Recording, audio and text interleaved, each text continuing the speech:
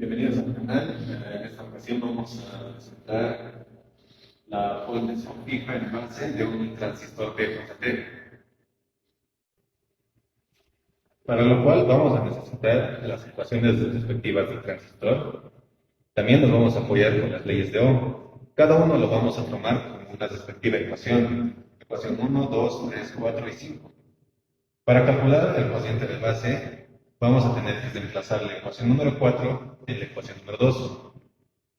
Para encontrar el cociente de base, tenemos que restar la fuente, el valor de la fuente, menos el voltaje colector emisor, dividirlo entre la resistencia número 1, lo cual nos va a dar 52,42 microamperios. Después volvemos a esta parte de nuevo para calcular la cociente del colector. Para calcular la cociente del colector necesitamos reemplazar la cociente de base en la ecuación número 1.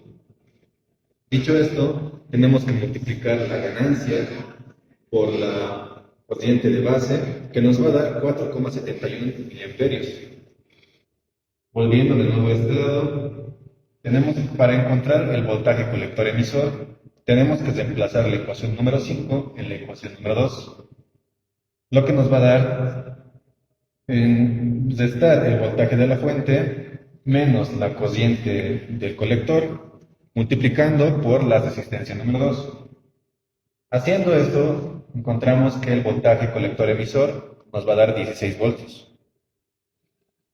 Para calcular la potencia de las resistencias, simplemente hacemos un reemplazo en las ecuaciones de potencia. La potencia se calcula multiplicando la cociente por la resistencia. Haciendo los reemplazos correspondientes, tenemos que la potencia es igual a la cociente de base por la resistencia número 1, que nos va a dar 0,9 miliwatts. Para la potencia de la resistencia número 2, vamos a hacer el reemplazo correspondiente del cociente del colector por la resistencia número 2, que nos va a dar 10 miliwatts. Ahora vamos a pasar con la parte práctica. Hechos los cálculos correspondientes vistos anteriormente, vemos el circuito ya armado, en el que utilizamos una resistencia de 330 kiloohmios, un transistor BJT, una resistencia de 470 ohmios. Este circuito está armado con la finalidad de hacer más fácil las mediciones, utilizando unos puentes con los jumpers. Viendo el circuito ya armado y los cálculos correspondientes, tenemos una fuente de 18 voltios alimentando todo el circuito. Para la cociente de base, en los datos calculados, nos dio 52,42 microamperios.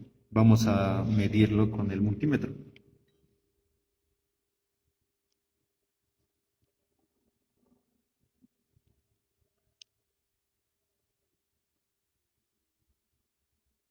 Vemos que nos marca 52 microamperios.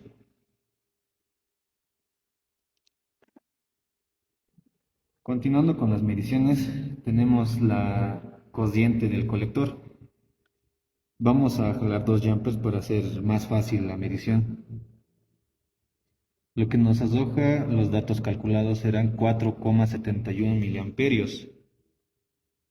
Y en el multímetro nos da 19,90, algo de 19,90 miliamperios. Ahora vamos a calcular el voltaje colector emisor. En los cálculos nos ha dado algo de 16 voltios, pero estos suelen variar por la ganancia que conlleva cada transistor.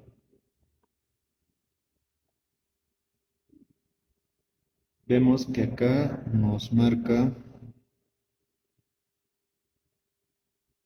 7,97, casi 8 voltios. Eso serían las variaciones que tiene cada transistor por sus diferentes ganancias. Y acabando para terminar, esto sería la polarización fija en base de un transistor BJT.